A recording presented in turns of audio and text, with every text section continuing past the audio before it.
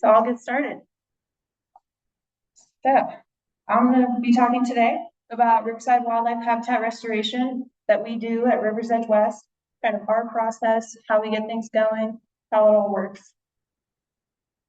And I am the private lands biologist, so I work with private landowners mostly along the river system. So that is why I'm the speaker here today for you guys. If you have projects, you would work with me directly if you want to work with RiversEdge West. So a little bit about us, if you haven't heard of us before. We are a local nonprofit organization in Grand Junction.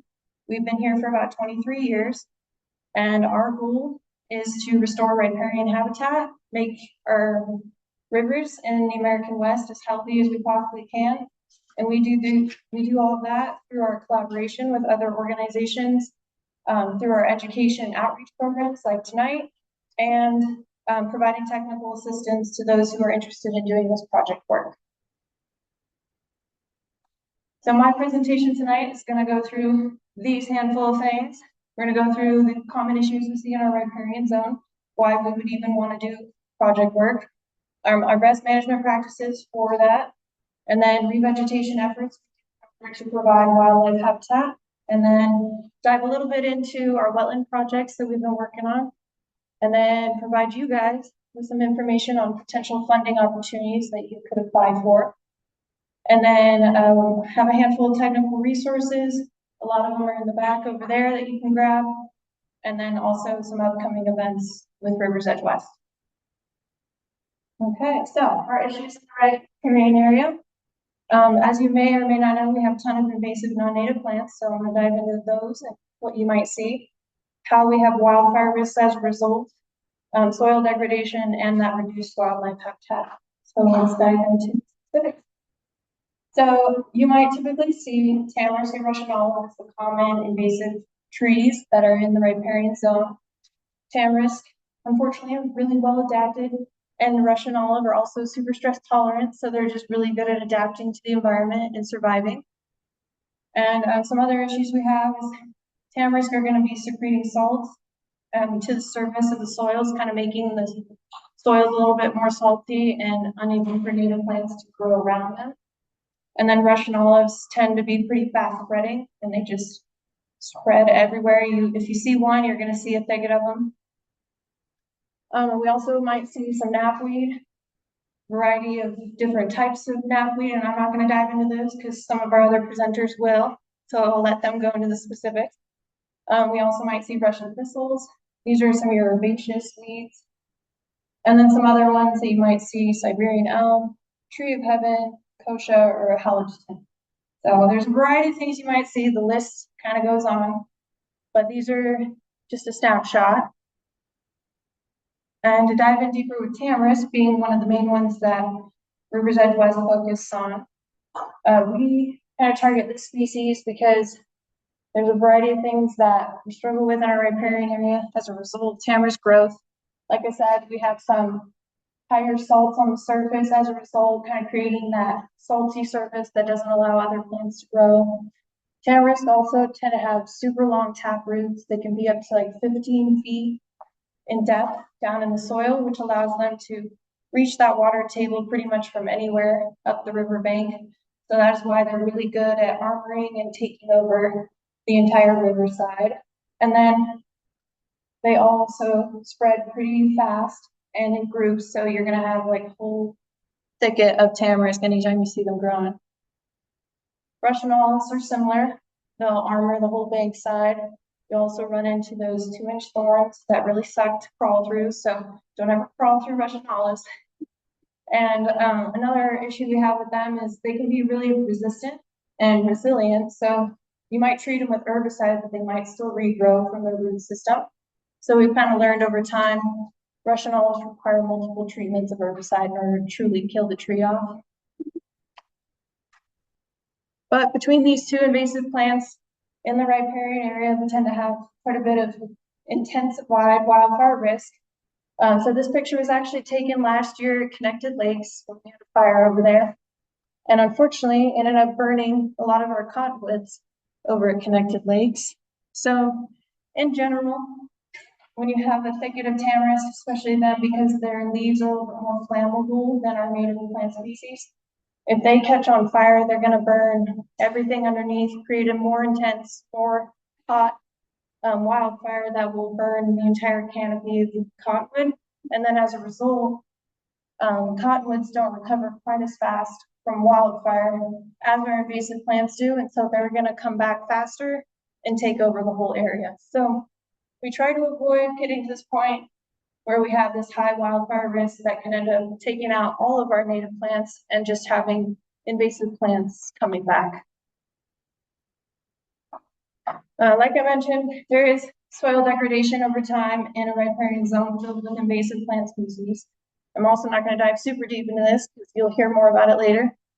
But in general, we have noticed that tamarisk will armor the bank side so much that it creates more channelization in the river system and doesn't allow the river to have a wide floodplain like it normally would, which takes away from the bankside habitat that would reproduce more cottonwood trees instead of just tamarisk. So we really actually want the river to be able to flow up on the bankside and kind of have a wider floodplain and push some sediment downstream so that cottonwoods can regenerate on sandbanks and other areas and have access to the river. So yeah, taking away water up the bank limits the native plants that can grow along the bankside, unfortunately. So that's kind of what that was. In general, you could say what we're really getting at is RiversEdge West. Our focus is let's limit our monoculture of just tamarisk and Russian olive. And a monoculture is when you only have 1 to 2 plant species that kind of grow in an entire area. Our ultimate goal is to get to biodiversity with our plant species and bring back wildlife habitat that's native into the riparian zone. So monoculture is going to reduce that wildlife habitat and it displaces that native vegetation that we would really like to see instead and decreases that diversity we're looking for that would provide normally food sources and different habitat structure for wildlife species. So here's just a photo example. Here's what some of the riparian areas look like when they're filled with invasive plants. And our goal is to get back to diversity, trying to bring back the layers between our native grasses to our shrubs, up to our cottonwood galleries, and providing, our flowering plants that will give good habitat for our pollinator species. So this is the goal. So how do we get there? Here's some of our recommendations for best management practices when it comes to managing the invasive trees, how you treat the biomass after you remove a bunch of trees, and a little bit about herbaceous weed management, but I'm going to leave that one for some of the other speakers as well. So when it comes to removal, some factors you do have to keep in mind is your project site, what it looks like, the conditions, how you can get there, the time of year that you want to go do removal so that you can access the site. Being along the river, your access can be limited based on river flows or availability to roadways. So we have to keep that in mind. You also want to keep in mind what kind of equipment you have or what you might need to get in order to do the removal you're looking for. And then ultimately, it also comes down to your time and the cost of the project. Those are things you have to keep in mind, whether or not you're going to be doing the work yourself or hiring someone to help you. So here are some of the common removal methods you might look at doing for invasive plant species. Mastication is kind of like mowing all the trees down, and that's typically good for really dense thickets of just invasive plants. You're basically going to go in and just kind of clear them out so you can kind of start over. Clucking is another method that landowners have used if they have the equipment for it.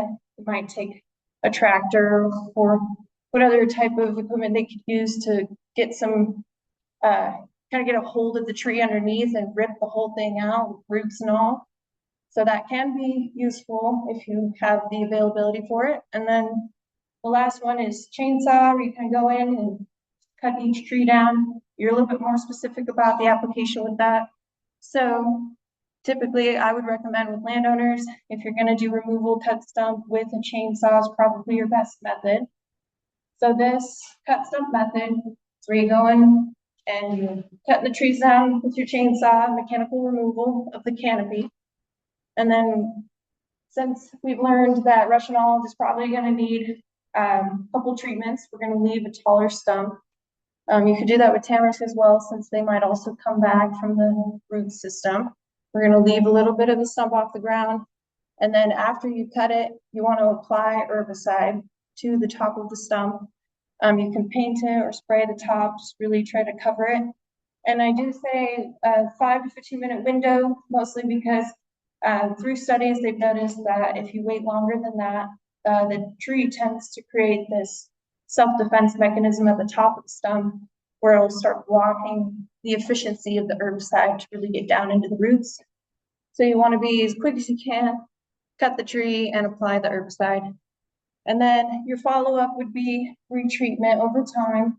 If you start to see growth come out of that stump from the root system, then you're gonna recut it again underneath whatever new growth comes out and reapply herbicide in the hopes that you're truly killing the roots and all and managing that tree moving forward. So taking that into mind, my recommendations typically for a small scale project, say you only have a few acres or just a handful of trees you're dealing with, you would want to do the cut stump method. I recommend doing your removal in the fall time, mostly because these deciduous trees are going to be pulling their resources into the roots during the fall time anyways. And so when you apply herbicide, it'll make it more efficient by pulling that down into the roots. And then I also recommend doing it in phases, which I put as a gradual replacement, where you either can manage the young trees first and leave the mature trees, or you can kind of pick sections of your area and manage each section at different times. And over time, you're gradually replacing what you're removing by with native habitat and adding native plants, so that in general, you're keeping habitat structure the entire time and not just clearing it all out at once and then slowly trying to replace native vegetation. So really, you're just trying to maintain some sense of structure for the wildlife that would like to utilize the riparian zone. And keeping wildlife in mind, we also recommend that you avoid doing removal during June to September, which is also the hottest time of year. So I would say don't go outside when it's 100 degrees and remove trees. But we also want to avoid that nesting season for Western yellow-billed cuckoo species. And that is a bird species that's on our threatened and endangered species list.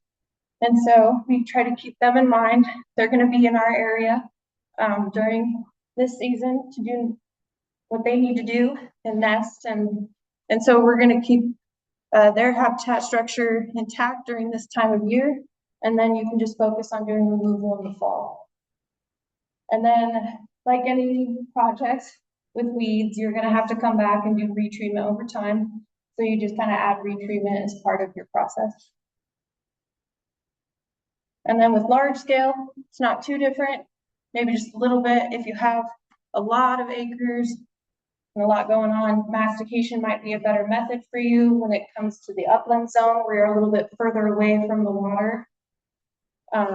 That's where you might have a high density of these invasive plants, and mastication will help you kind of get it all cut out, and you can restart there. And winter would be the best time to do mastication because you no longer have to deal with the canopy and the leaves. So you can just kind of clear those out. And then I would still recommend doing the cut stump method when you're along the bank side, mostly to keep erosion concerns low along the bank side. We don't want to completely rip the entire bank up, but it's also hard to get larger equipment near the bank side, so you don't want to do mastication near the riverside. So we would keep that cut stump method in the sensitive zone, and then you're also going to avoid the Western yellow-billed cuckoo nesting season, and then we'll do retreatment following your removal. And to give you just a little bit of herbicide recommendation based on what we've done at RiversEdge West, with herbicides, we typically stick with triclopyr, which is garland free egg, common name. Mostly because that is approved to be sprayed near water. So trying to keep the river in mind, we typically use Garland 3A, and then I would recommend a surfactant, which helps kind of get that herbicide to stick to the plants and penetrate down into it. Kind of helps with the application. And then blue dye can be helpful as you're applying, just to know what you've already sprayed and what you haven't, so you can kind of keep that visual marker. And then I have a few recommendations. There's other chemicals you can use, and typically imazapyr is a good chemical for tamarisk, and then glyphosate is good for Russian olives. And then there's a couple common name examples. And then if you're going to do foliage spraying of small trees or of herbaceous weeds, we would recommend potentially using Milestone. It's been pretty effective for our projects. And then where we buy our herbicide is at Cropworks, which is a local herbicide distributor. And so you can find just about everything you need in the quantities you need if you buy it at Cropworks. But to give you some examples for what RiversEdge West has done, we did work at Watson Island here in town. And before, you can see we have a ton of Russian olives and tamarisk that just took up the entire bank side. You can hardly even see the cottonwood trees. And this was the result of our project work.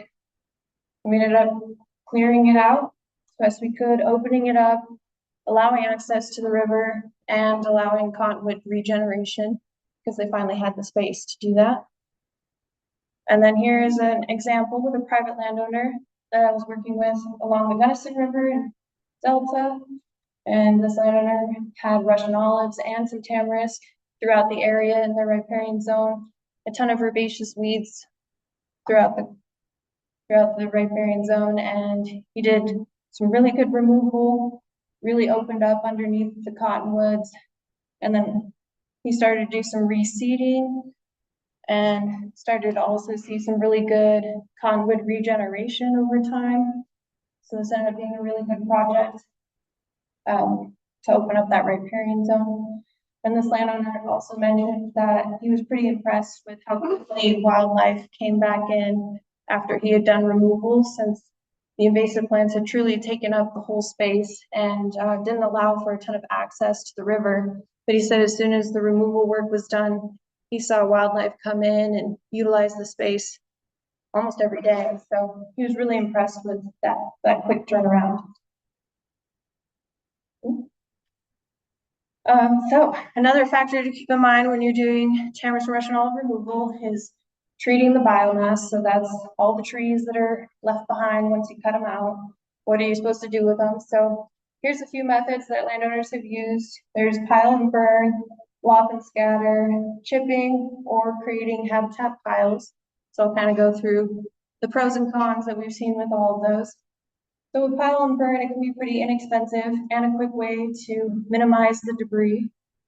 But the con is air quality concerns and fire control management. You know, you don't want to let this fire get out of hand. And I think the best method would be keeping your piles small and doing minimal maintenance with each pile.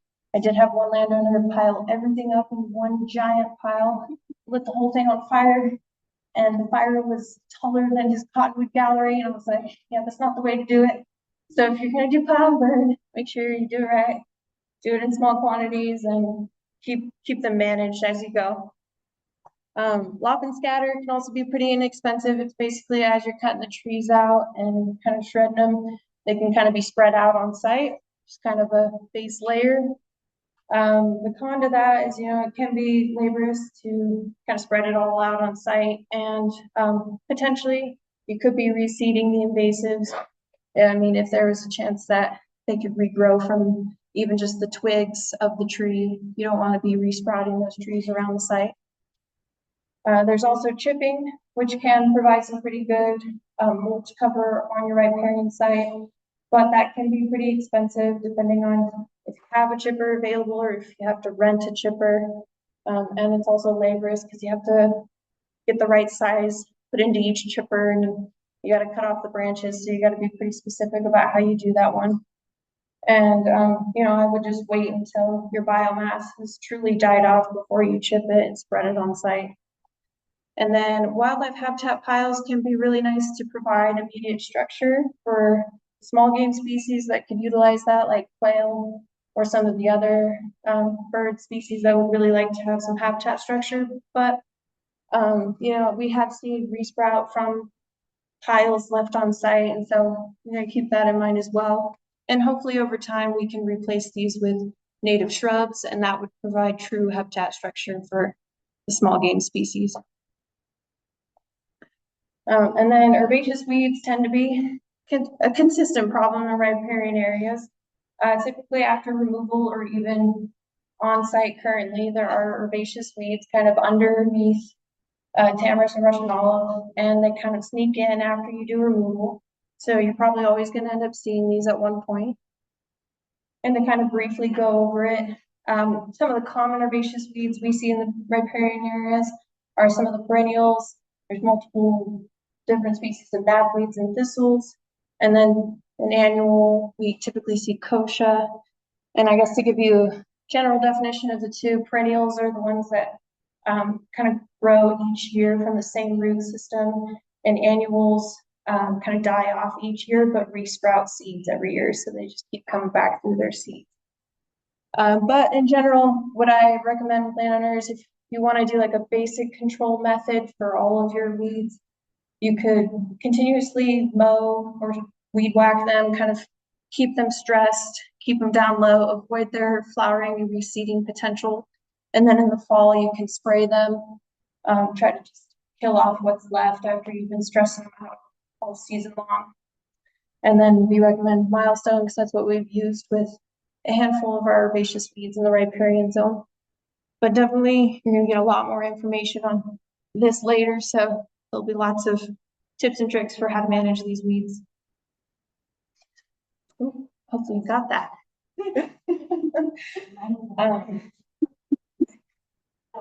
So to kind of wrap up this whole section of the slide, our key benefits to doing this invasive removal, like why you would go through all this work to do it, is, we're trying to get to the point where we're restoring our ideal native habitat for our wildlife and improve overall our river health. And we're trying to encourage that native plant regeneration if we're gonna do removal. And then site accessibility isn't just for wildlife, but also for us. Be able to see the river, get to the river. Really importantly, we are mitigating that fire hazard if you do a ton of removal. So that's really beneficial to everybody. And then over time, we're wanting to improve the bankside layering so we can kind of restore historic river flooding and the ability for the river to go up the bank and encourage that native plant regeneration over time. And over time, we're hopefully limiting new invasive growth through seeding potential. So every time you take out a tree, take out a tamarisk or a Russian olive, just keep in mind that you're keeping that tree from reseeding down the road. So you're doing a good job. So that is, the goals of why we're trying to get all of this removed out of the riparian zone. So moving on, we'll dive into wildlife habitat and why we would want to do intentional native revegetation. So the importance behind this is we're going to encourage that native plant regrowth just beyond the natural regeneration that may happen over time. And that goal is to compete against the growth of these invasive plants again, because they're weeds and they're going to keep coming back. So the more you can grow native plants, you can outcompete the invasive plants in the riparian zone. And at the end of the day, that's going to provide the ideal habitat that our wildlife would like to see in the river corridor, which is our main wildlife habitat corridor through the Grand Valley. So we want to make that as healthy and native as we possibly can. So how we do that? You got to prepare the site for planting. You want to create this viable soil base for those new plants you're going to put in. We've seen that if there is high salts on the surface of the soil, a good way to kind of mitigate that is to mix it up at the surface into deeper layers so you're kind of dispersing the salts at the surface, especially if you got a ton of tamarisk in your riparian area. Disrupting that surface will also improve your ability to plant seed and encourage that seed to soil contact if you're going to put seeds out there. And then I do say dig the right amount in the right location for your planting sites. And that has to do with a few things. So if you are gonna buy potted native plants from a nursery, you're gonna wanna dig that hole, you know, just as deep as the plant, but twice as wide so that you can really give it that space to encourage root growth. And then if you're gonna do cottonwood poles or willow plantings, you're gonna wanna make sure you dig those deep enough that they can touch the water table. And so I'll dive into that a little bit more, but generally you're gonna wanna make sure when you're planting, you're doing it in the right way, in the right spot on your riparian zone, so that you encourage its ability to successfully establish and continue growing. And then that kind of ties into this last comment of planting the appropriate vegetation for your site condition. So we'll keep that in mind. So your planting options, typically what we've done for replanting is either by seed, pole planting, or by potted shrubs and trees. And so to give you a little bit of an idea of those three, when you're doing by seed, typically we broadcast spread and kind of lightly till that into the soil. And a good time to do that here in the valley is typically in that late fall, winter time before snowfall happens, so that it can kind of push that seed down into the soil a little bit more, kind of give it the winter to get ready to germinate in the spring. You can plant seed in the spring for sure, but you'll want to make sure that in some degree it's able to be watered so that they can germinate and sprout. Pole planting, like I mentioned, pole planting, you typically harvest cottonwood and willow poles from existing cottonwoods and willows in the riparian area. And so if you have the availability to do that, you can go during March and April, kind of when they're still dormant, right before they bud, and cut poles from existing cottonwoods and willows. And then you take them to your riparian site, and then you want to plant them near the bankside, nearest to your water, because you've got to get the base of the poles touching the water table so that it can create new roots and resprout. So that's typically what you would want to do in the time frame for it with pole planting. And then container planting. So if you buy your native plants from a local nursery, which there's a resource back there that kind of provides local nurseries that provide native plant species.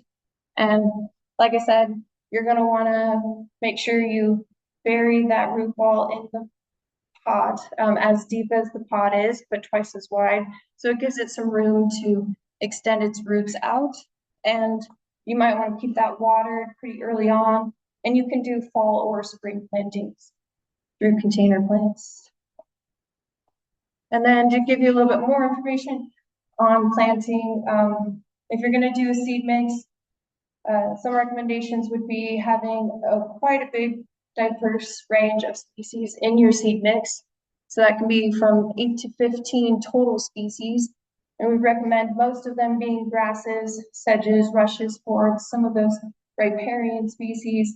And then 2 to 3 of those species can be a variety of riparian shrubs, so that you kind of get a good grouping of different plants that could potentially grow from your seed mix. And then we would apply normally about 10 to 20 pounds of those seeds per acre.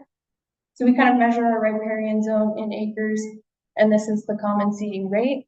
We also have a handful of local places to buy seed mixes from, and they can also help you figure out what species you want in the mix and the rate you want to apply that mix to your site. So they can help you out with some of that information as well.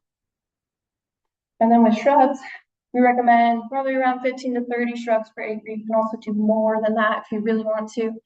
The more the better, but generally we're trying to provide pretty good cover and that lower structure for our smaller game species. And you can also do them in groupings. You don't have to space them all out super evenly unless you really want to, but the groupings can provide that really good habitat for small species. And then trees, we recommend about 10 to 25 per acre. You can definitely do more than that for sure, but we're trying to get to that point where the canopy cover, as these trees grow, end up covering at least 50% of the riparian zone that you're in. And then here's a quick snapshot of some plant species suggestions for riparian plants.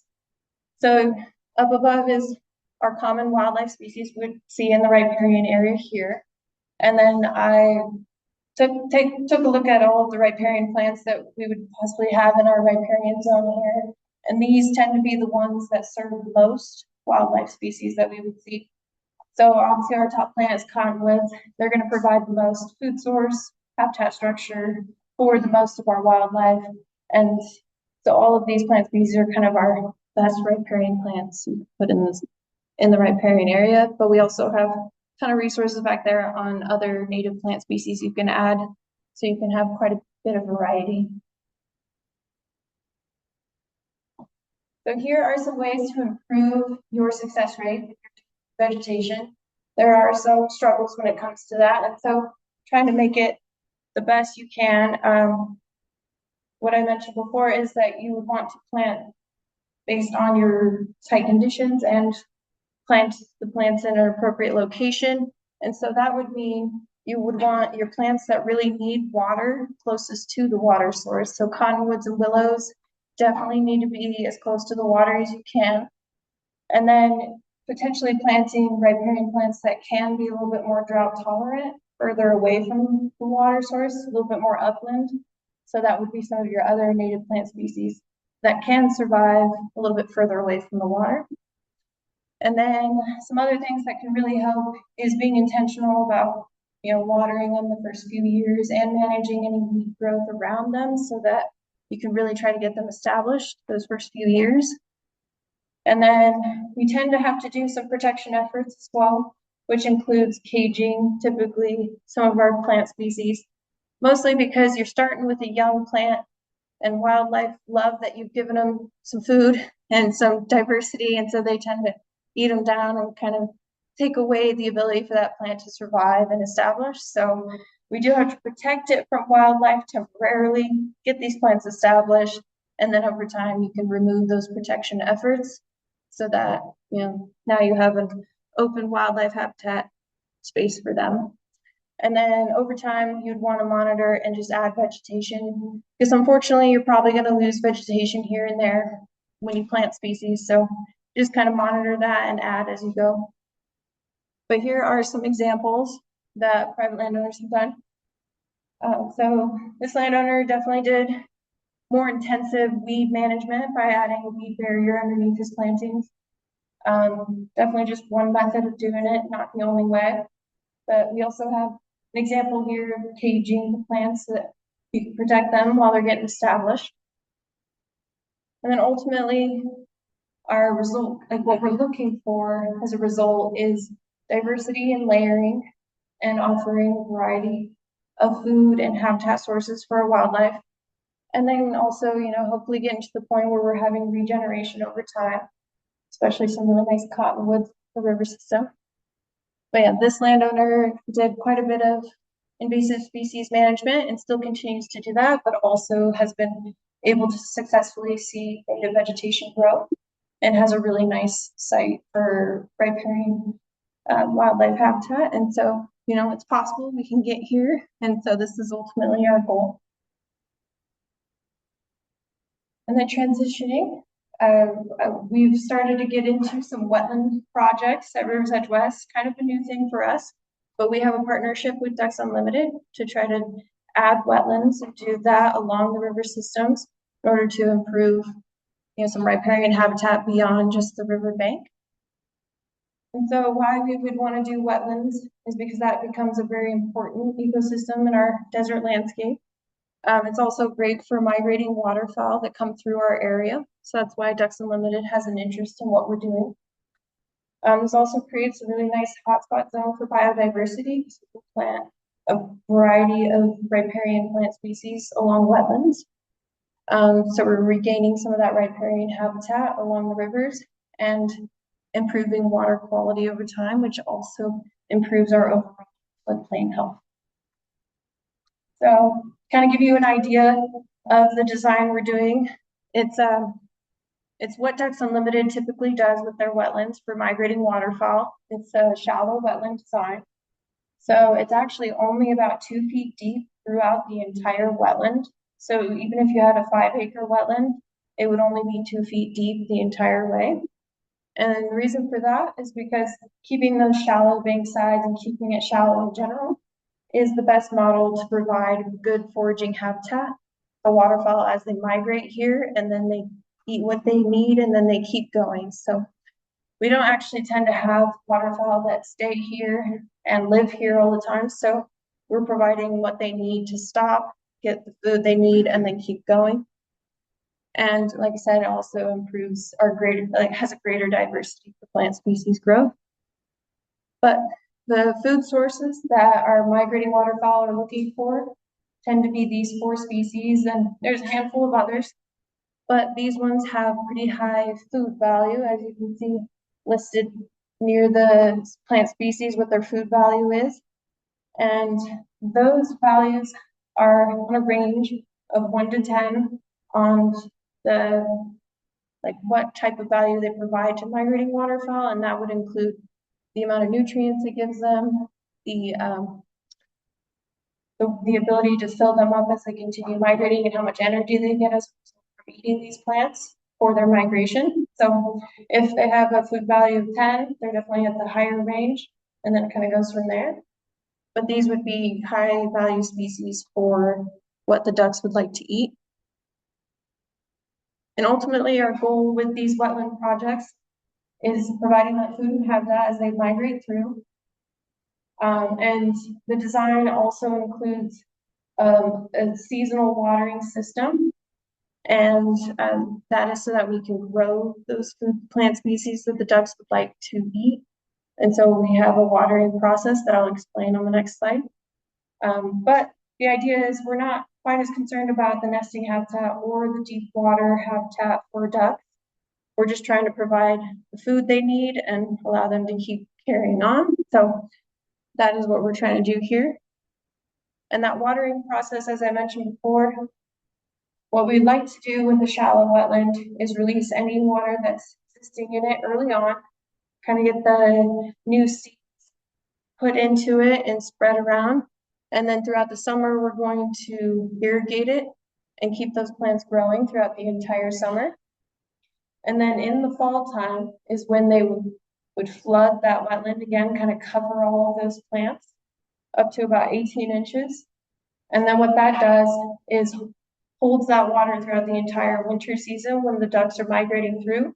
And they're going to see the standing water, which encourages them to come down and land. And then all of their foraging species that they're going to want to eat are going to be right there near the surface. So then they'll get everything they need.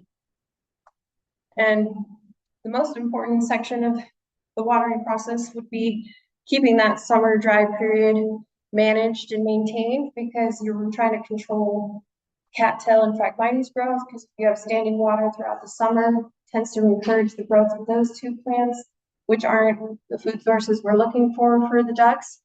So we keep it interspersed with watering and dry periods of the summer so that we can just grow the plants we're looking for.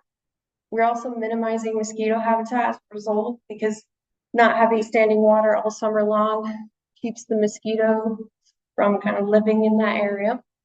And then what we're getting is those large seeded plants that were mentioned before, which are the seeds that the ducks are looking for when they're trying to eat from the wetland. But to give you an example, this was the project we did early on a couple years ago with a private landowner. This is our first wetland project. And this private landowner is out in Loma, so not too far from us. And we were able to work with the landowner, Colorado Parks and Wildlife, and Ducks Unlimited to get a Colorado Parks and Wildlife wetlands grant in order to do this project. And actually happened pretty quickly. We got the grant, and then we're able to get a design from Ducks Unlimited for this wetland, hire a contractor, and have them finish construction in 2022. And then the wetland was able to be in use by 2023. So it was a pretty quick turnaround for this wetland project. It ended up being a really successful, about 3.75 acre wetland. And the landowner, as you can see here, basically took a field that he was no longer using and then put it into construction and turned it into this nice wetland. And the landowner always likes to joke that he went from his white bunny rabbit to his duck head in his wetland. And so it was actually intentional that the contractor built the island in the middle of this wetland, like a duck head. So, you know, we're trying to get those ducks to come down and use it. So they saw one of their kind. But ultimately, this is what the design looked like with Ducks Unlimited. So it takes quite a bit of engineering in order to create exactly how we're going to kind of level out the wetland, design where the water input and water output is going to be so we can maintain that watering process. And so there's some designing behind that. And I'll give you a snapshot of what it looked like. So here's the field beforehand.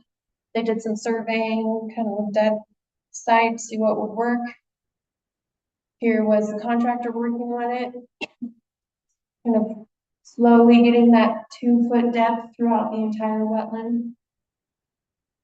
Here was part of the walkthrough looking at the water control structures that manage the water inflow and water outflow. Here's another part of that. And then here is what the wetland looked like as a result. And so it ended up looking really nice. You can see that that vegetation was definitely growing. And then we were able to cover it and fill it. And then that's exactly what the ducks are looking for as they migrate through to eat some of that carry on. And here's what the wetland looked like in 2024. You can see some ducks reusing it. The landowner was definitely excited because the first time he filled it up, that first year, he was actually able to see ducks come in almost immediately. He said they knew it. They knew it was habitat for them and they loved it. So he sometimes just sits outside his house with binoculars and just like counts how many ducks are on the wetland, and he's like telling me all the species he's seen. So he definitely gets a kick out of seeing the wildlife he's. And so I, you know, just had to put it out there. The ducks, they're coming. It's working.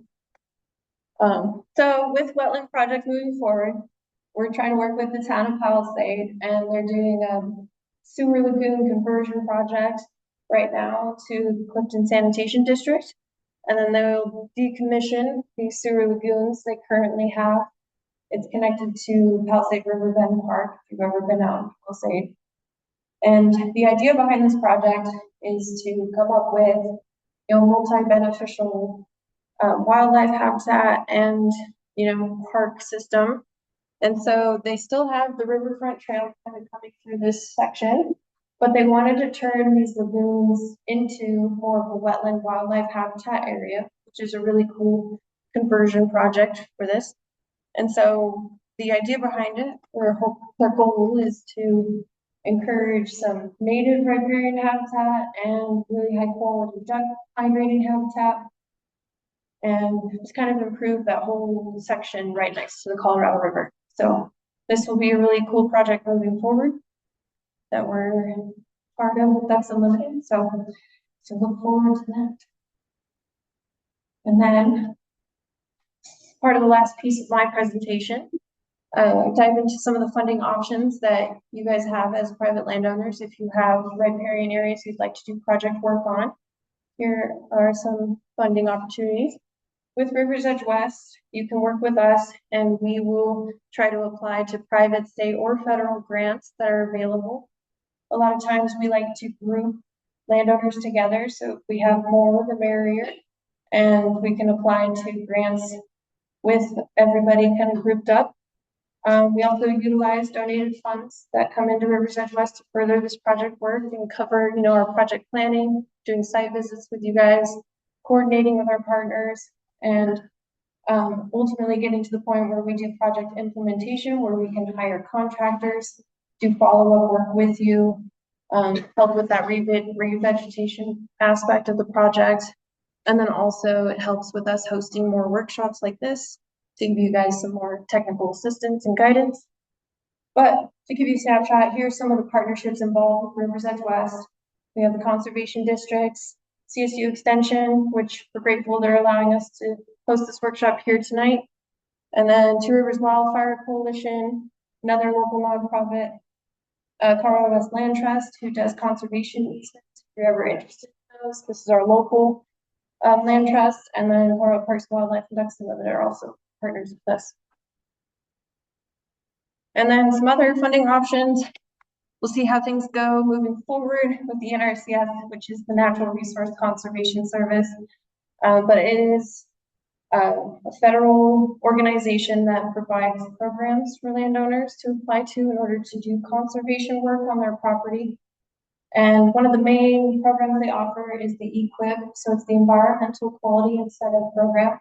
And this is kind of like a cost share program, where if you have degraded resources in your soils or with your water or with your plants, which if you have invasive plant species, then you're dealing with a degraded resource, then the NRCS would take a look at that, help come up with a plan to improve it.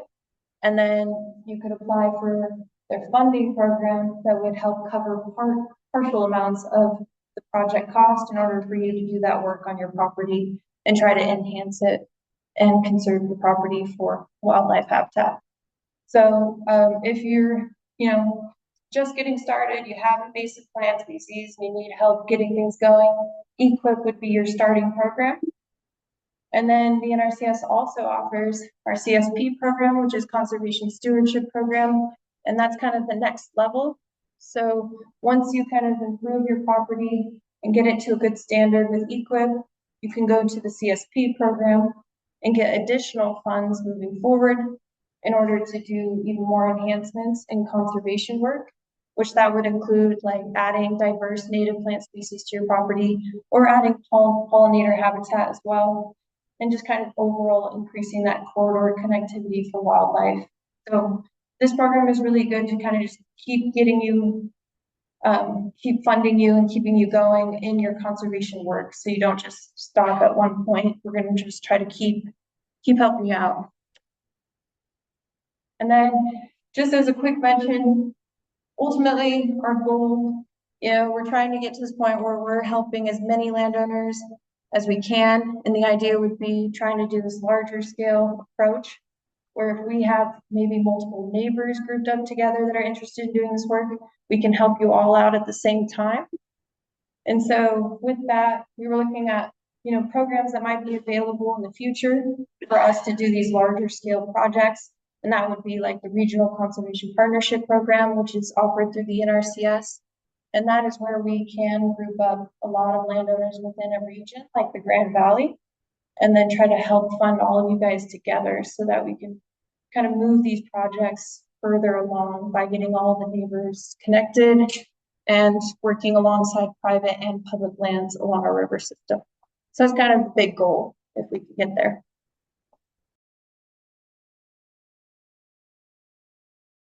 We're going to go right into our next speaker now, which is Bailey Goldberg with the Western Colorado Conservation Corps. And her presentation is Understanding Invasive Species and the Methods to Control Them. Hello. Thank you to RiversEdge West for hosting us. My name is Bailey Goldberg. Like John said, I am a field manager at the Western Colorado Conservation Corps. I am also here with my co-field manager, Matt. Wave, Matt. He will be joining me on the panel, but I will be the one presenting for you guys today. So let's get into it, shall we? So our role at in Western Colorado as the Conservation Corps. So our WCCC crews serve on regional conservation projects for different federal, state, and local agencies like RiversEdge West here in the Western Slope region of Colorado.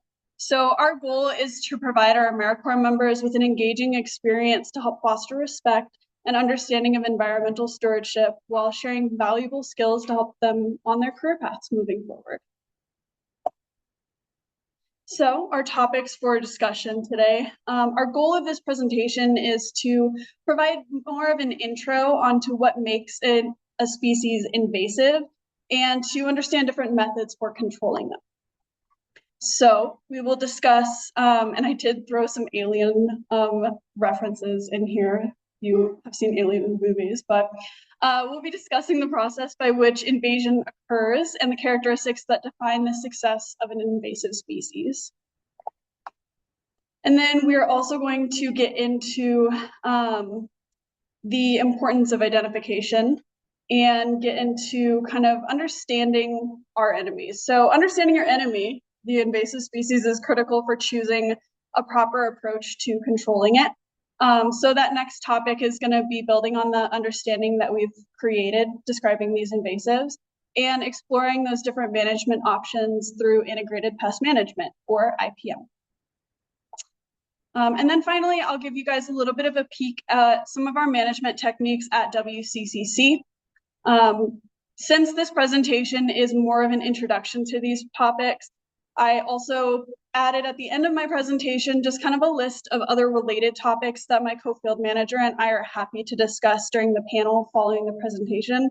But I'm trying to focus a little bit more on kind of the overview of things, and then any questions you guys have, we're happy to answer. So let's get into it. So becoming invasive. These invaders can't just get to new ecosystems on their own. So we're going to kind of go over some ways that these species can be introduced.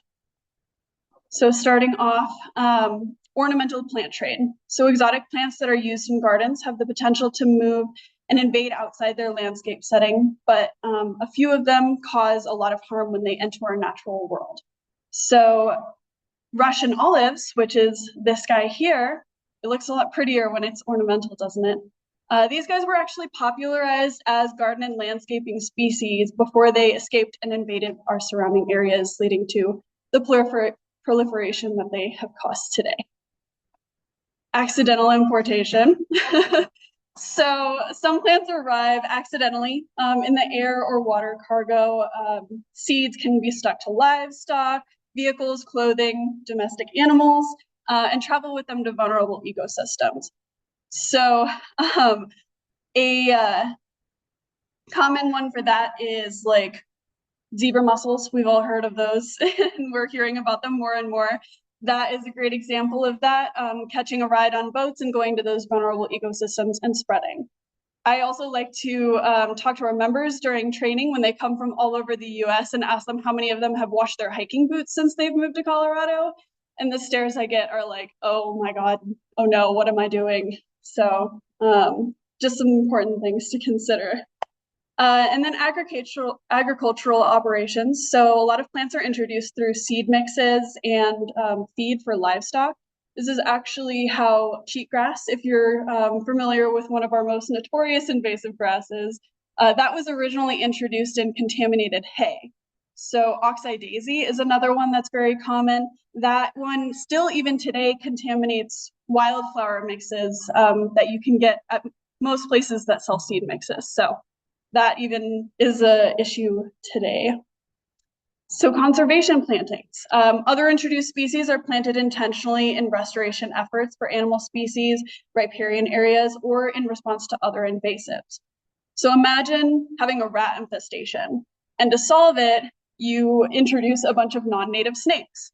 And rather than controlling the rats and eating them, they go after our native field mice. So now, all of a sudden you have a rat infestation, a snake infestation, and you've completely wiped out your native species. Tamarisk is a really great example of conservation planting invasive because that one was originally introduced as erosion control along waterways, and now it uses so much water and as Christa went through, causes a lot of drought conditions in our environment. So if you think about it, it did a really great job at erosion control. It just wasn't what we were expecting. And then finally, we have aquarium trade. So many of our worst aquatic invasives come from aquaculturists who improperly dispose of their aquarium water in riverways and things like that. So even still, a lot of nurseries, even around here, will still sell non-native, often highly invasive aquatic plants as ornamental pond flora. So that is very much still an issue. So tools of a noxious weed. Not all non-native plants are invasives. Those that become invasive have certain characteristics that allow them to proliferate in their new ecosystem. So I will be using our friend tamarisk as an example for each of these traits, since we've talked about it quite a bit and you guys are probably all pretty familiar with it. So starting off with high seed production, so the ability to produce abundant viable seeds. Tamarisk, a mature tamarisk can produce up to 600,000 seeds per year that are viable for up to 45 days under ideal conditions. Those ideal conditions being access to moist soil. So pretty easy access. Early colonization, so this is the ability to quickly occupy disturbed areas. Tamarisk thrive in sunny, open ground with little competition from plants. So if an area becomes disturbed, if you bulldoze it, if there's a fire, things like that, you're providing those conditions where tamarisk can come and just spread out. Lack of natural enemies and diseases. So this affects natural selection. When a plant is in its native ecosystem, it has factors that limit its growth, right? So there are trade-offs when it comes to what a plant can put its energy into. So if it's in its natural environment, it has to use some of that energy to combat damage that comes from predation and also regrowth after that damage has occurred. So it can't put as much energy into reproducing and seed production. So when it's taken out of its native environment and it doesn't have those factors, it can grow basically without limitation and sometimes exponentially. So tamarisk's natural enemy here is our salt cedar leaf beetle that Christa also mentioned before. This was brought in to help kind of control its favorite treat, and it's been doing a wonderful job here in the valley. So allelopathy. Christa also kind of touched on this a little bit, but allelopathy is a process that a plant will produce chemicals that make it difficult or impossible for other plants to grow nearby it. Tamarisk does this by absorbing salts from the environment and collecting that salt in its foliage. When it loses that foliage in the colder months, all of that foliage will go down and break down and release all of those salts into the soil. So that heightened salinity level in the soil makes it nearly impossible for a lot of other plants, especially native plants, to grow, leaving more room for tamarisk. And then generalists. So a generalist can survive in a larger variety of conditions. For example, here is a bunch of tamarisk that we have cut and treated, but it is growing straight out of concrete. It's kind of like the dandelion in the middle of the road situation.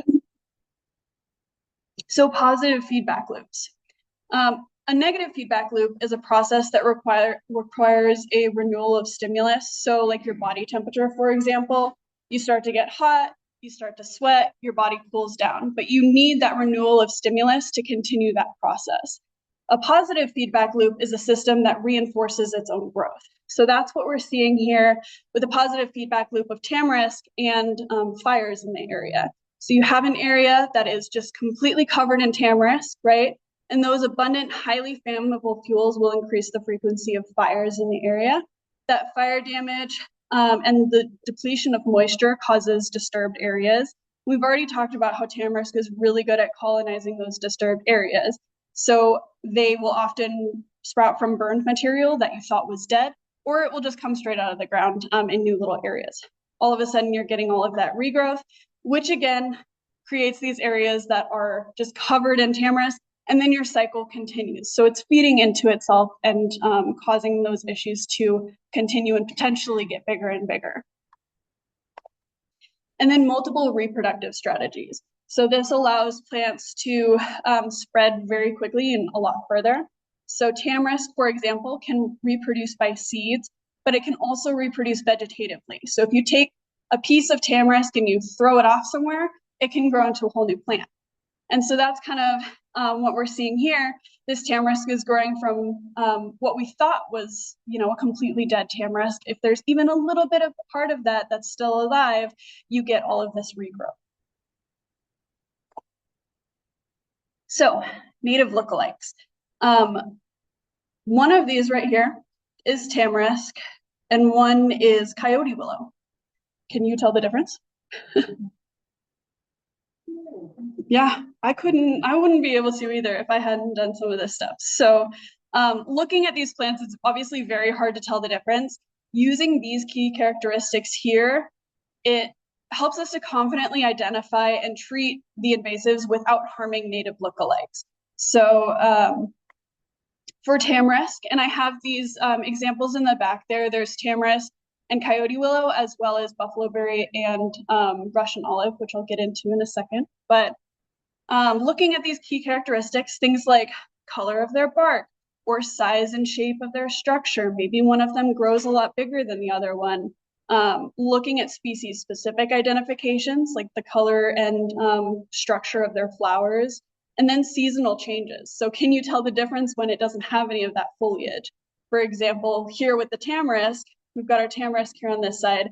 It grows a lot more from these kind of centralized structures, whereas your coyote willow looks like a bunch of sticks that you stuck in the ground, which like Christa mentioned, is pretty much how you plant them. So that can be one way to tell the difference between these two during months where you're not getting that foliage. Russian olive and buffaloberry are another example of our lookalikes. So these printouts have each of these two groups. So if you want to kind of dive deeper into the differences and really kind of look at some of these, you're welcome to take some copies in the back, and I can always get you guys more if we need them. So integrated pest management. Integrated pest management, or IPM, is an effective and environmentally sensitive approach to pest management that relies on a combination of common sense practices. IPM programs use current comprehensive information on the life cycles of pests and their interactions with the environment. This information, in combination with available pest control methods, is used to manage pest damage by the most economical means and with the least possible hazard to people, property, and the environment. So here is just kind of a little bit of an example of how this process works, starting with, identifying what you're actually wanting to treat, looking and seeing what these populations do, how they are damaging, determining kind of your threshold. If you have one single cockroach in your house, you're not going to spend money to go fumigate your entire house. So determining what that threshold is for damage. And then prevention is always going to be really effective. Once you're throughout this whole process, and especially when you're not currently dealing with a pest population, prevention is going to be the easiest way to stay away from it. So maybe not leaving as much food on the floor, and then not having to deal with a huge infestation throughout your house, that kind of thing.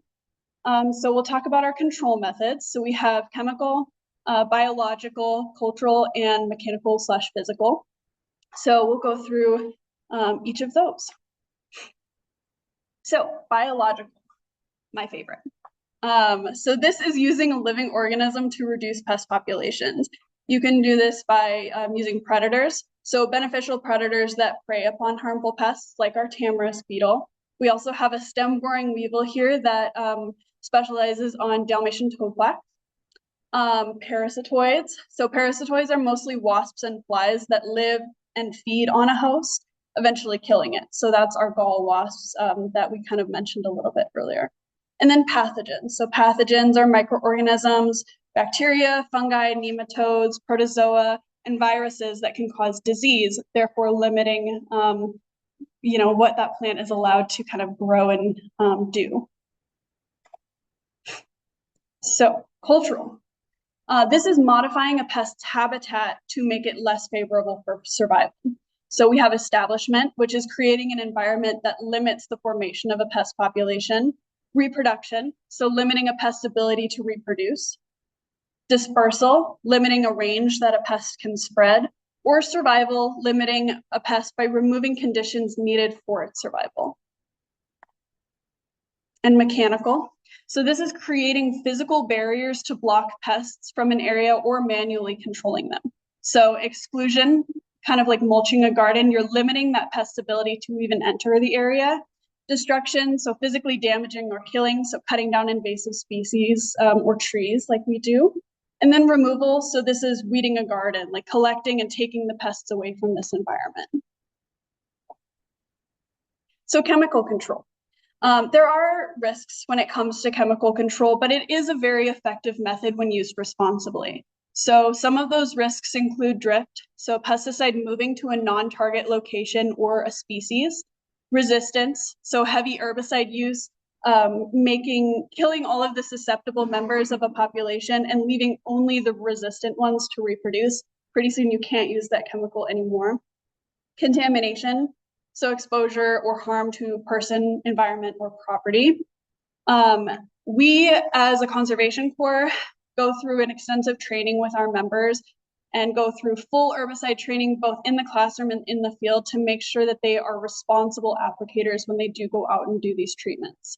So this helps us manage invasives while minimizing all of these risks.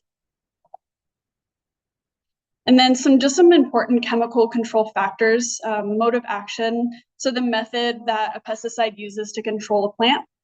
The formulation, so what kind of form that pesticide comes in, whether it's dry, powdered, liquid, uptake and movement. So systemic, when it is absorbed into the plant and damages parts of the plant that cannot be reached otherwise.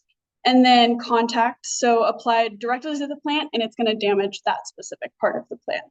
And then environmental factors, so things like temperature, wind, soil structure, along with a lot of others, can quickly affect the herbicide's performance and its ability to kind of continue into the environment. So making sure that you're choosing the proper pesticide using these factors will help minimize unnecessary risk to those same things, people, property, and environment. And then when a pest is treated with only chemicals, it can develop resistance, as we talked about, to the effects over the course of even a few generations. So by treating with a variety of these methods using IPM, the pest population is not able to adapt as quickly and will remain susceptible to control methods. So non-chemical methods using IPM are often less destructive as well to non-target species, and they can help us manage healthier ecosystems by encouraging natural remedies. And so finally, we'll just talk a little bit about some methods that we use at WCCC. So cut stump, using a chainsaw to cut the material to a low stump, followed by herbicide application to the cambium layer, so its vascular system. Spot spraying, or targeting individual invasives in an area. Broadcast spraying, widespread application using pack sprayers. So you can do this with bare soil, and you can also do it to target a larger pest population. Our herbicide lances, so you're injecting herbicide-filled shells into a target tree to use an herbicide on that tree while also maintaining the habitat that that tree provides. And then mechanical removal, so pulling things out, taking them away, and then revegetation. So this is the most important part, going back in and reestablishing native populations following any kind of treatment that you're doing. So you're not just leaving the area disturbed, ready to be colonized by another invasive. So here are just a few other topics. If you guys are interested in anything else, like I said, my co-field manager and I are welcoming any questions during the panel.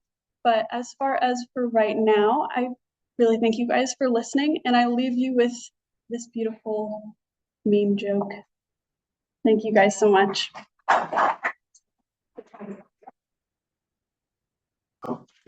Hello, everybody. My name is Surad. I'm with Mesa County, Noxious and Pest, and I'm the coordinator there, and I am a quality supervisor for applying herbicides and turf, the right-of-way rangeland. I also did go to CMU and received a bachelor's in restoration ecology.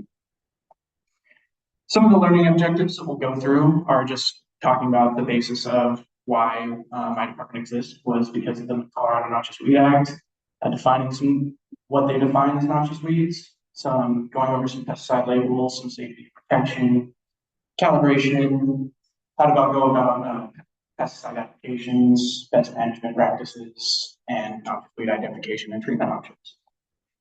So what we do, we focus mostly on rare species, essentially deemed for eradication by the state of Colorado, and we help mostly private landowners with treatments. And we also treat the right-of-way for listed noxious weed species as well. We monitor and scout because these seeds generally have a lifespan of more than 5 years. We also have our Japanese beetle eradication program, and we also participate in quite a bit of outreach and education. So I wanted to start off in 1990. The Colorado Noxious Weed Act essentially is regulations that was passed requiring landowners to control non-native species that are deemed to threaten ecosystems, agriculture, or property values. And the law specifies essentially what is a non-native and are classified as noxious weeds. And it also empowers counties and municipalities to create and enforce their own noxious weed management plans and create their own local regulations. And essentially how they are delineated is they have a list A, B, and C. And list A is essentially deemed for eradication, meaning there is no wiggle room. List B means that there is suppression efforts that you are required to do. And list C is essentially a list provided by the CDA that is up to the counties to decide on how to manage them. Essentially, how they delineate list A and B and C is based on their population ranges. So generally list A are very small population and are reasonably able to pursue eradication. So defining a noxious weed are non-native invasive plants that threaten and disrupt our natural and agricultural lands, and they affect our waterways, wildlife, and recreation. And the CDA, along with the Noxious Weed Advisory Committee, essentially determine if the plant should be listed. And the reason that they do list these plants is essentially taking away the nursery's ability to sell those legally. And all these plants come from obviously places not near here, Asia, Europe, Africa, and also those natural controls that are there do not generally come with them. So insects and diseases are generally the main things that keep these things in check. And they also have multiple ways to thrive within the environment, whether it be massive root systems, or they can essentially have different types of toxins or chemicals to essentially not allow other things to feed on them, or they just have massive seed bases like mullein. So first thing I wanted to talk about is the pesticide labels. The pesticide label is a legal document, so you are required to follow it to the letter. And the one thing that most people don't think about is the site has to be on the label to be approved for an application. You also want to make sure that you are reading the label entirely before even purchasing the product. You also want to make sure that you're consulting the label for re-entry intervals to make sure that you're being safe for other people, and pre-harvest intervals so that you're not collecting crops or things like that that have pesticide residues that are deemed too high for consumption. And also other things like grazing and reseeding. But being a legal document, they all are organized in a very similar manner. Essentially the brand's name, active ingredients, signal word, child hazard on the front panel, and then it goes into kind of precautionary statements, first aid instructions, environmental hazard warnings, and then goes into directions for use, and then followed by storage and disposal instructions. So the most important part is protecting yourself and the environment when applying these. You want to make sure that you're safe, and generally this is not for all labels, but you want to make sure that you're wearing chemical resistant gloves, pants, shoes, socks, long sleeves, and eye protection. You want to make sure that you're cleaning your PPE with soap and essentially preventing corrosion or clogs. And you want to also make sure that you are only using that equipment for pesticide applications. And you also want to make sure that you're washing your clothes separate from your regular wash, as well as using hot water and using a double cycle. You also want to make sure that you are depressurizing your equipment before moving on to another site or storing the equipment. I've had too many times where people haven't done this, and then you touch the handle, and then you end up spraying something that was not meant to be sprayed. Another very important thing is making sure that you are applying your herbicides in a correct concentration. And essentially using backpack, there's many different ways to apply herbicides, but most people use backpacks or some form of tank with a pressure to disperse the herbicide. You want to make sure that you have a 18.5 by 18.5 area, which is 1/128th of an acre. It's important later. You want to make sure it's filled halfway with clean water, and you want to pump to normal operating pressure and make sure that it's consistent while you're spraying. And you want to walk at a steady speed and spray the entire area uniformly. You want to make sure that you're recording that time in seconds, and you want to repeat it 2 to 3 times to get an average. Once you have that average, you can refill the tank again, and then you want to essentially spray into a measuring cup over that average time and repeat it again to get an average. And then that amount that you collected within the measuring cup over that allotted time is your gallons of solution per acre. Now that's important because a lot of the labels tell you in the concentration of gallons per acre. So I have an example here for everyone, and essentially says chemical A is to be mixed at 20 ounces per acre. And you have a 3-gallon backpack calibrated at 40 gallons per acre. You essentially only mix 1.5 ounces per 3 gallons backpack. I like to use percentages because they can go past conversions. That makes my brain hurt a little bit. So you have your 3-gallon backpack and you divide that by your gallons per acre. That'll give you a percentage. All you have to do is move the decimal over 2 points, and it'll be 7.5% of an acre. And then you multiply that by the rate, and then that would give you the amount that you would mix per 3 gallons. So before you actually go and do an application, you also want to be sure to monitor the weather before you even consider going and doing an application. It is illegal to apply pesticides in wind speeds above 10 miles per hour. You also want to make sure that you are not applying pesticides during a temperature inversion. It just increases the potential for drift. And labels also have a rain fast, which essentially explains the time frame after the application that the pesticide is effectively dried or been absorbed into the target plant, making it more resistant to being washed off by rain. And you also want to make sure that you are covering the entire plant with the mixture. And if the solution is dripping off, you have over-applied and you're essentially wasting your time and money. You also want to make sure that you're using a surfactant and dye, just makes you more effective in the delivery of the herbicide and also helps you visualize where you've been before. So best management practices, the most important is knowing your pests and their life cycles.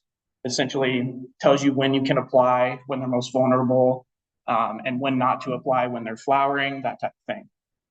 And then you also want to have a plan, what types of pests, what time of the year, and how should you control them.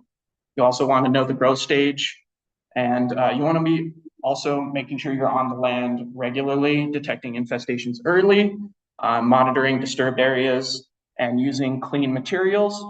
You also want to reseed with competitive species. What I recommend when reseeding is, what we've done is essentially using a staged approach, using grasses first because they're more resistant to herbicide applications, and then following up with forbs, things like that. You also want to consult with experts, NRCS, CPW, RU, the workers, sorry, WCCC, yes, thank you. And then you also want to know how to use your pesticide safely and effectively. You want to monitor your activities and be persistent because noxious weeds tend to require more than one treatment. You also want to be ready to change your approach if necessary because, like I said, things change rapidly. So we've already kind of talked about this. The main thing is with tamarisk, they have these very fine leaves and huge problem with their seed production and just their ability to outcompete a lot of native species. I mostly want to focus on the treatment aspect. And we have Russian olive. I can kind of group these together because they can both be treated very similarly. The main thing that I wanted to focus on was the roots are essentially have an ability to produce nitrogen, which makes them much more resilient to herbicide treatments. Also, ecologists have found that bird species richness is higher in riparian areas that are dominated by native vegetation. A lot of, like CBW, for example, likes to use Russian olive because it does provide habitat as well as food for native birds. And they tend not to prefer to treat this one. However, obviously there is research that does support that native areas do have plenty of nutrients, food to be able to support a healthy bird diversity. So we've done a lot of different types of treatments with Russian olive and tamarisk. We wanted the one thing that we have found that's by far most effective is using cut stump. And you want to make sure that you are applying concentrate directly to the cambium, which is essentially the outer layer of the just underneath the bark. And you don't want to make sure that you are, if you're using like a cut frill technique, which is this technique up here, that you are essentially going down to the green part of the just below the bark. You don't want to go farther than that because then you're essentially not being effective with your application. And you can treat tamarisk and Russian olive throughout the year. Obviously, there are better times throughout the year, spring and fall, but fall by far the most effective. And we treat all the way up until it starts freezing, and we've seen pretty good results so far. Cut frill is somewhat effective, but you can essentially miss parts of the cambium, and parts of the tamarisk can come back from that. So it's a little bit harder to be more precise with those treatments. Kind of what Bailey was talking about is using herbicide lances, and we've been using those we're very surprised with the effectiveness and the safety aspect of this. You're not walking around with concentrate regularly in these natural areas, and it keeps the herbicide essentially locked up and and essentially disperses that herbicide over time. You also want to make sure that you're following up with cultural methodologies to like seeding and using willow stakes and cottonwood cuttings. Some herbicide recommendations are triclopyr, which is the Garland 4. That is the one that's not labeled for riparian areas, or obviously Garland 3A is the one that you want to be using if you're near water. Glyphosate, there are aquatic versions that are available, and imazapyr, which is habitat if you're going to be using near water. The thing with imazapyr is it tends to be a residual herbicide, meaning that it tends to stay in the environment longer. 3 to 6 weeks is what the label states. Russian knapweed is another very troublesome noxious weed. It's a creeping perennial. Creeping perennials by far are the most problematic to deal with. Just their root systems are huge, honestly. We've seen these in people's crawl spaces with how extensive they are. It is toxic to horses and it's allelopathic. It emerges in the spring, bolts in May and June, and flowers throughout the summer. You want to make sure that you are treating in August through October or April through June. That is when it's starting to essentially use those resources in its roots. Diffuse knapweed and spotted knapweed. They are different than Russian knapweed. Diffuse and spotted are simple perennials that only have taproots, meaning that mechanical treatments are most effective on them. It does resemble Russian knapweed, however, the main difference is when they're flowering, these Bracts underneath are spiny for diffuse, and then spotted knapweed has these black tips on them, and then Russian knapweed has these kind of papery bracts. They can germinate in the spring or fall, and you can also treat them during July and September. And the herbicide recommendations, they can be used on any of the knapweeds, milestone, clopyralid, which is a active ingredient, curtail, perspective, and telar. And you also want to make sure that you're getting on the biocontrol list for Palisade insectary. They have a very limited amount. So thistles. Bull thistle is a biennial forb with the flower like a jawbreaker, and its leaves clasp the stem and extend down to the stem to a node below, and the leaves alternate. They love disturbed areas. You want to make sure that you're treating these before they go to flower and in the rosette stage or in the bolting stage.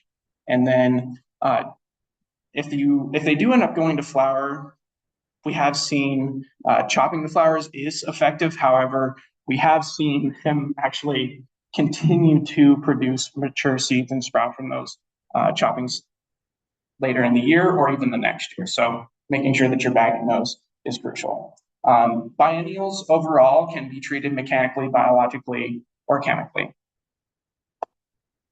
Musk thistle. The main thing about this one that's different than bull thistle is the flower. They have massive flower bracts here, and they also have a nodding head, which means it's kind of at a 45-degree angle. And the rosette has a white midrib that runs through the middle of it. And same thing here, it's a biennial, so mechanical, biological, and chemical controls are all effective.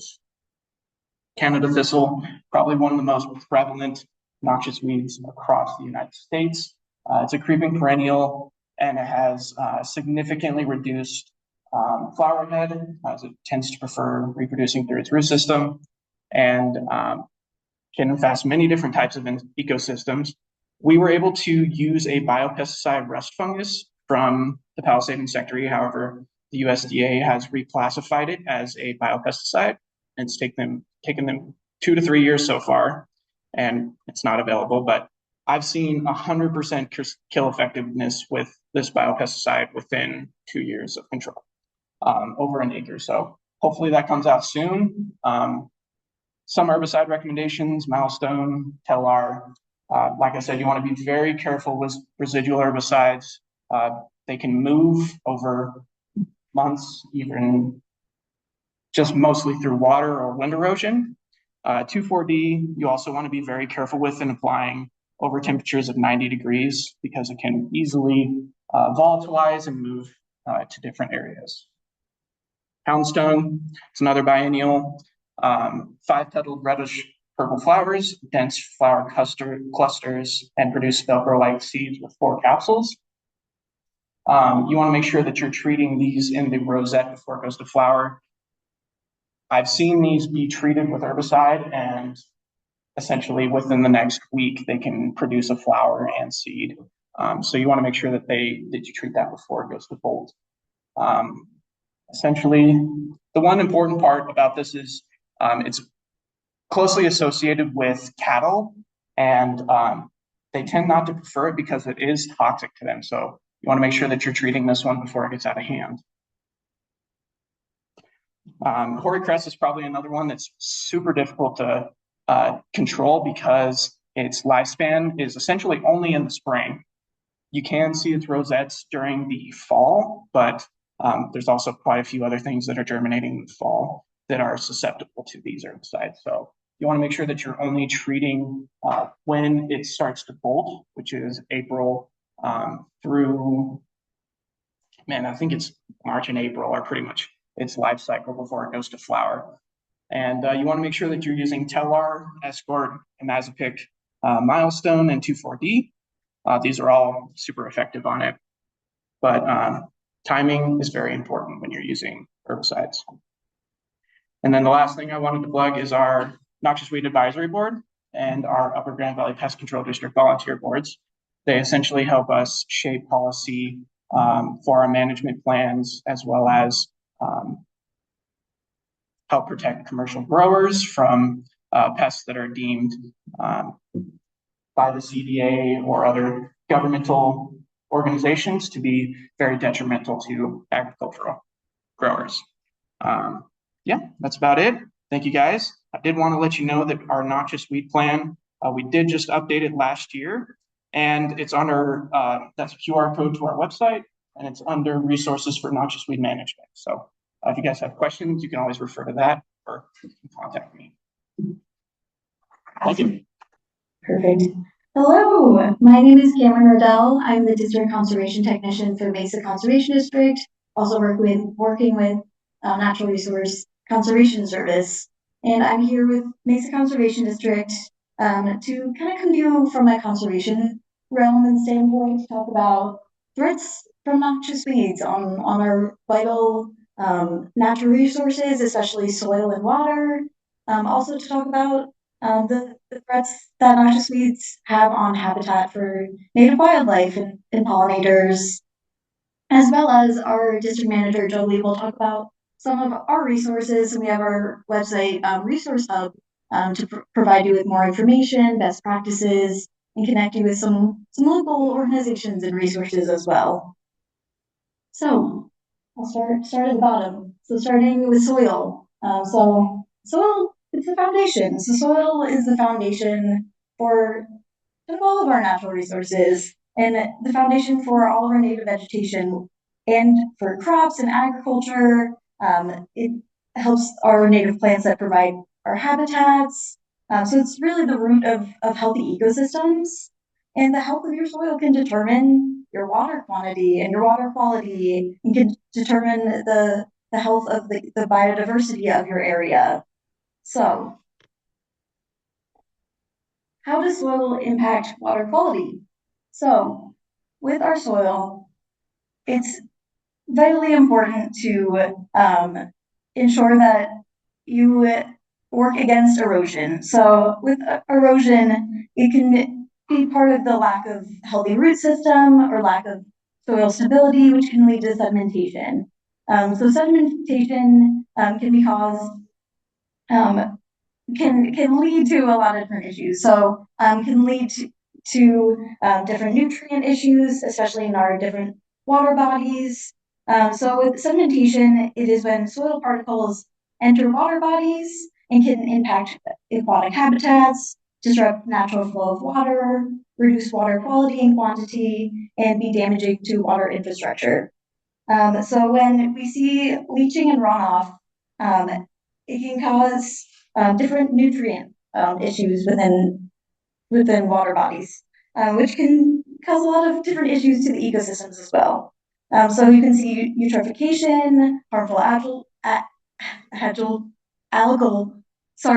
blooms, hypoxic zones or dead zones without oxygen that can lead to different issues within those aquatic habitats, such as fish kills. So how do noxious weeds affect soil health, and how does that affect water quality? So when we see lack of biodiversity, when we see noxious weeds outcompeting native plants, we see a lack of organic matter, we see a lack of topsoil, we see a lack of soil health. That is vital for plant health, for vegetation health. When we see the health of our soil decrease, we see less water holding capacity, and we see leaching and runoff. So with less water holding capacity, that affects our water quantity as well. So we live in Mesa County where we've seen a lot of drought. We know how vital water is to our community. So to build upon our soil health and to build upon our water holding capacity and permeability, it really can help our agriculture. It can help our habitat a whole lot. It can help us use that vital natural resource of water. So with lack of soil stability, that can be caused by lack of organic matter and lack of topsoil. We see erosion and sedimentation. So like I explained with sedimentation, that can cause a lot of aquatic habitat issues, and that can cause water quality issues and be detrimental to aquatic ecosystems and organisms. So mitigating threats from noxious weeds. So we want to increase biodiversity in organic matter. So we want to have native plantings. We want to have not just two different species. We want to avoid monocultures. So those noxious weeds can outcompete a whole lot of native plants. So to best help control our habitats and to best create vital habitats with native species that can help native wildlife, we want to, as we've been saying all night, kind of work on noxious weed mitigation, invasive species control. So that can really involve research. It can involve working with these local organizations, being aware, learning your local noxious weeds, avoiding the spread of your local noxious weeds, and being aware of what those noxious weeds look like. So by knowing your local noxious weeds, you can know what they look like young. You can take action earlier and avoid that spread once those noxious weeds seed and create a larger issue. So following removal of noxious weeds with native vegetation plantings can be vital as well. Kind of as Christa mentioned earlier, it helps keep that habitat stable because we want to not just wipe out all of the vegetation in an area. You want to continue with providing habitat for our native species, and you also want to be able to help to not have those noxious weeds grow right back. So if we leave bare land, we leave any opportunity for noxious weeds. We all know how competitive those noxious weeds can be. They'll grow anywhere, unfortunately. Fortunately, they're really strong and really able to grow anywhere. So we want to follow that removal with competitive native vegetation plantings. So nutrient management can also be extremely helpful as well, whether that's using soil amendments to help with soil permeability, water holding capacity, whether that's biochar or wool pellets. There's a lot of different options to help your soil health so that you can help your plant health and helping your native plants be competitive against those noxious weeds. Another mitigation can be having cover crop or ground cover to help get rid of that bare area to help make sure you don't just leave land for those noxious weeds to grow. So with kind of keeping a ground cover, that can also be helpful for wildlife habitat. So with best supporting and creating wildlife habitat, it's important to determine the best organisms for your ecosystem. So you want to make sure that you have water availability, that you have the best types of native plants to sustain the organisms that you want to attract to your land. So you want to provide the basic needs. So again, making sure you have water availability, shelter and nesting area, cover from predation and nesting. And that one I always like to mention as one of the basic needs. Typically, we always mention the water, shelter, food as the big three, but I always mention the cover from predation and nesting. And a good example I have from my personal life, my father loves birds, so he put some bird feeders in our backyard. We have some big tall trees in our backyard. So he put that bird feeder right in the middle of a nice bare area with no trees or shrubs around, and he loves to watch the little birds, the cardinals, the sparrows go and eat the food off of there. And one day he saw a red-tailed hawk swoop down and take one of his little birds. And he both saw it as a good thing and a bad thing because he saw it as feeding different levels of the food chain, which is great, but also it kind of made him realize, like, oh, I had these bird feeders right in the middle of this bare area. It's like really a target for those raptors up there. So keeping that in mind too, that if you want to attract smaller mammals, you want to have rabbits, even deer, giving them cover, having shrubbery, having trees where they can hide from predators can be vital for wildlife habitat. So ensuring that you have food and resources for the organisms that you'd like to have as part of your wildlife habitat.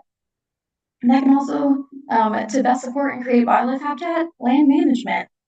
So brush management, we see a lot with noxious weeds. We can have thickets that can become so overgrown that a lot of native birds can't have their nesting area, can't get access to their food, their resources. So managing your brush, and noxious weed removal. So those go hand in hand. So we can see a lot of overgrowth from our noxious weeds that can really deter wildlife from certain areas.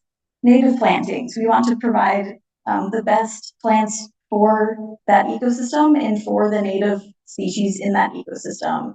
And that's just going to build that greater biodiversity. So the best thing you can do for your habitat is biodiversity, is planting a diverse amount of native species, trying to bring in a greater biodiversity of wildlife, other land management that you can use, controlled burns, cover crops and ground cover, and sometimes providing wildlife corridors can be really useful for wildlife habitat, as sometimes if you don't have all of the water availability in your area, but maybe you have shrubs and native plants in your area that you can provide.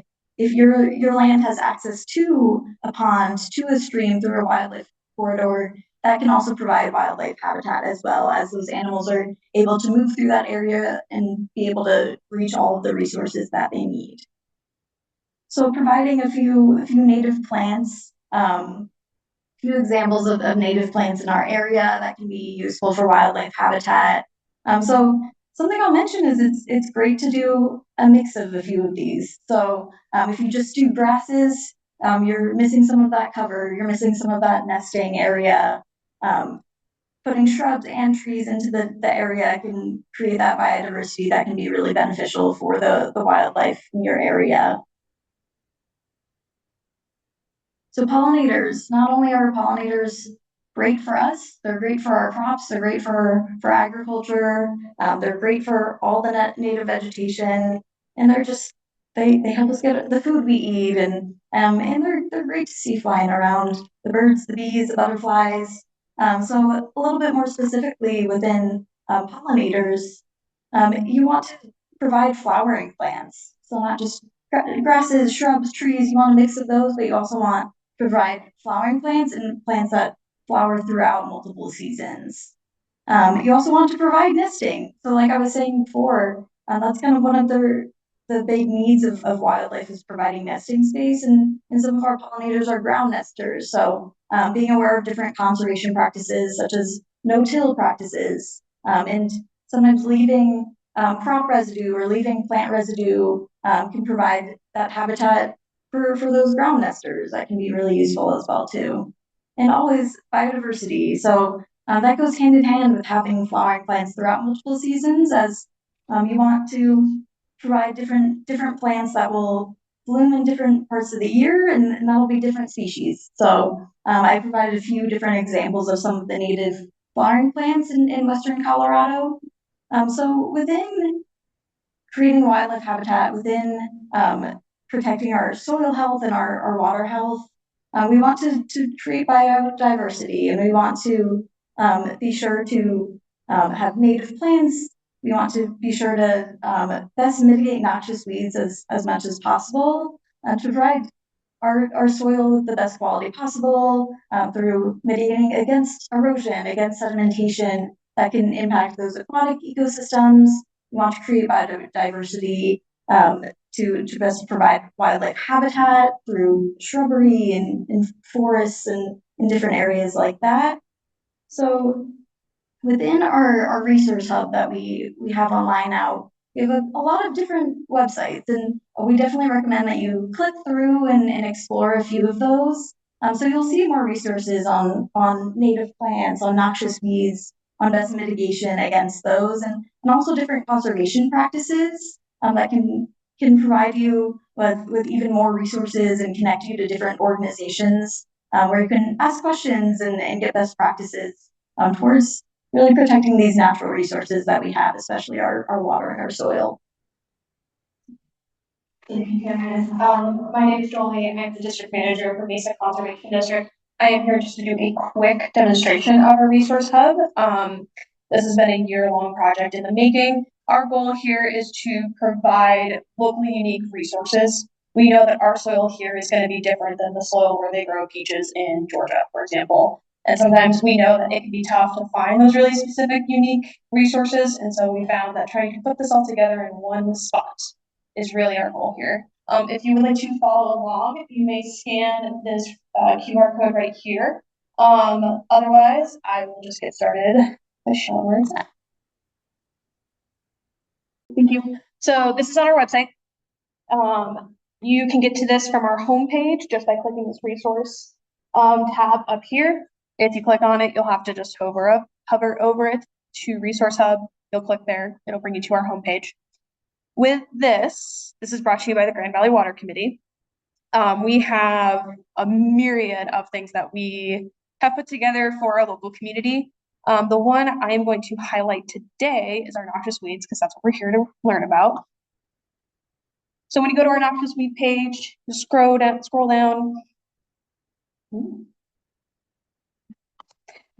Technical, there we go.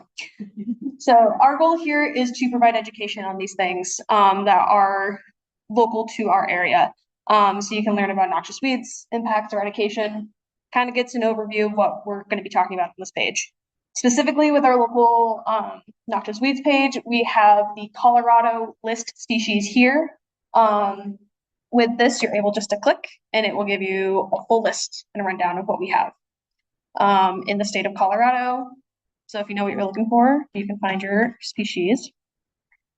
Scrolling down, you can find specific resources in our area, such as Mesa County Noxious Weed and Pest Management, Palisade Insectary, RiversEdge West, including the state of Colorado noxious weed fact sheets. That will take you to a link where they'll give you a whole rundown of the plant, including what are the approved herbicides to use on that. Going back to our homepage, last thing I want to just review, if you are looking through this resource hub and you're like, hey, something is not here and it should be, please let us know. We're always looking to expand this and always looking to add more information to this. It's constantly building, constantly growing. Fill out this form here. It'll get sent right to our email and we will be in touch with you if you have a specific resource or anything else that would like to be added. But we have everything from wildlife habitat, water, weather and climate. We try to reach everyone here, both with producers, landowners, and just people who are trying to learn more information. If you are a producer, we have financial resources available, including things like available loans or EQIP, as well as other information that can be found here. All pages look relatively similar, but all those can be found here. One last one I want to just highlight is our soil health one. Our soil health page goes into more than just soil health. So this is going to incorporate the different things like the 5 principles of soil health, different pollinators, soil amendments, the star web tool, and urban agriculture. So you can just keep clicking through and you'll eventually find more and more and more. Some of these pages loop back onto each other. But that is our resource hub.